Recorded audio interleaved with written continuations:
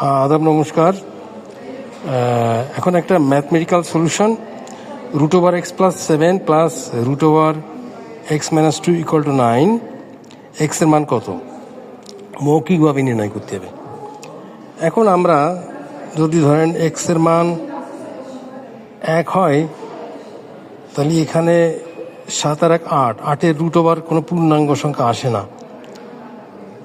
তা এখানে যদি 1 হয়, -1 হয়, এখানেও খুব একটা সুবিধাজনক ফল পাওয়া যাবে না।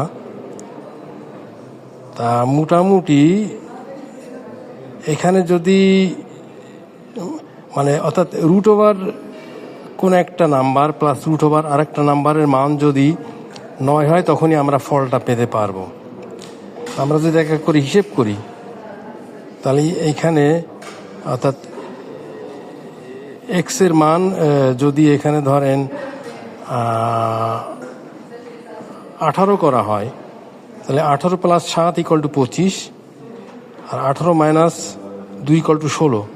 তাহলে 25-এর √ আছে 5 আর 16-এর √ 4, তাহলে 5 + 4 = 9। তো এই ক্ষেত্রে আমাদের রেজাল্টটা আসবে আর কি।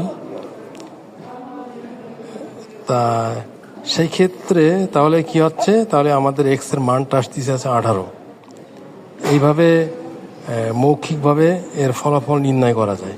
অর্থাৎ আপনারা পর্যায়ক্রমে প্রক্রিয়া বিভিন্ন সংখ্যা দিয়ে টেস্ট করে দেখবেন, টেস্ট করে দেখলেই এক্সের মানটা 18 পাবেন আর কি। তেমন জটিল কিছু না আর কি, এই আর কি। এই ধরনের ফলাফলগুলো প্রায় মৌখিকভাবে দেখে শুনে খুব কয়েক সেকেন্ডের ভিতরে নির্ণয় করা সম্ভব। ধন্যবাদ আজকের মতো।